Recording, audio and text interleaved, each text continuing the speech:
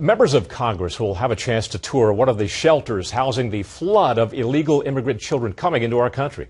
The Blaze News website reports that the Department of Health and Human Services is allowing a managed tour of the shelter at the Joint Base San Antonio-Lackland.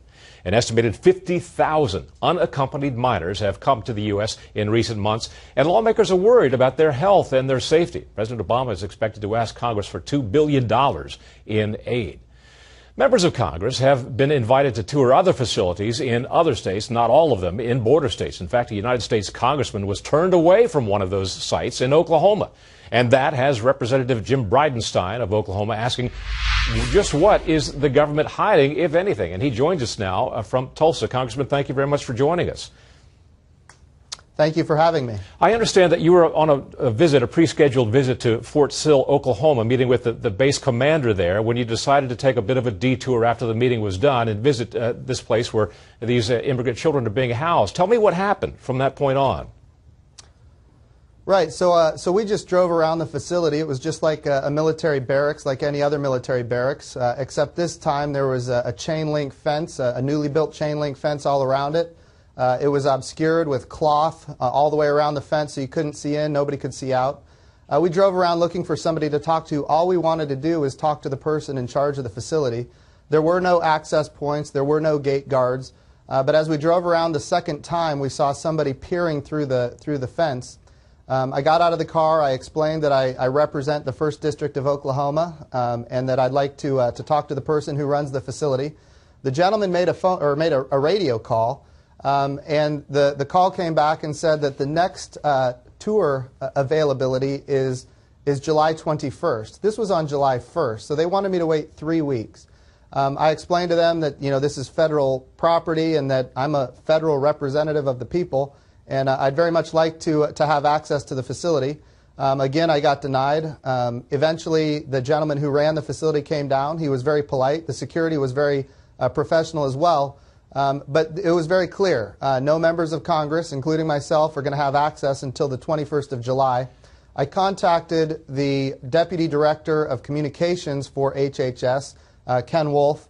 His response to me was, and of course I couldn't get in touch with him. I was able to speak to his assistant.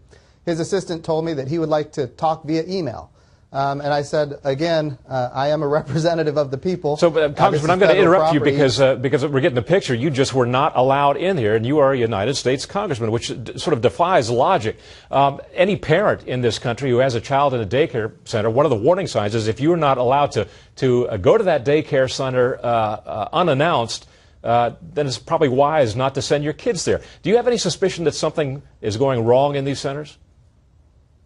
Well, I think the reason that now there are they call them showcase appearances of members of Congress, pre-planned visits.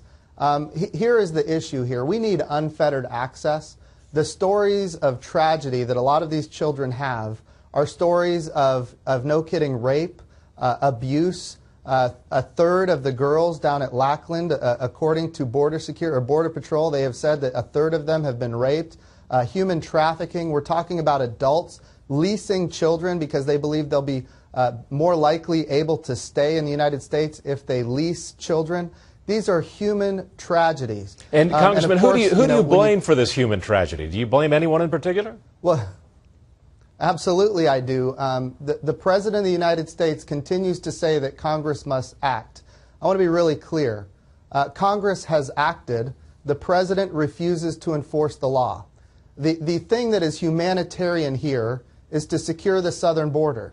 And the President going on a tour explaining that, if you come to the United States of America, you're going to be able to stay, which is what people in Central America believe, that creates the problem here. You have an open border and the President telling people that if they come, they can stay.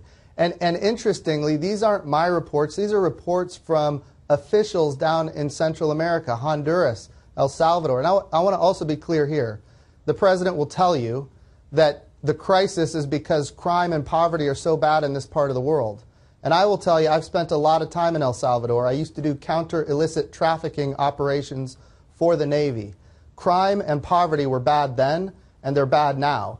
The only difference between then and now is that the president has announced that if you come here, you can stay. And again, this isn't from me. This is from officials down in Central America. Right. In fact, the statistics point that out, Congressman. In fact, the number of immigrants under the age of 18 who were deported in the last year of the Bush administration was 8,143. Last year, it was 1,669, according to Immigration and Customs Enforcement. So you're absolutely right in that sense, and some say that it is sending a signal to those people in Central America to come to this country. Congressman Jim Bridenstine from Oklahoma, thank you very much. We're flat out of time, sir. Love to have you back, though. Thank you.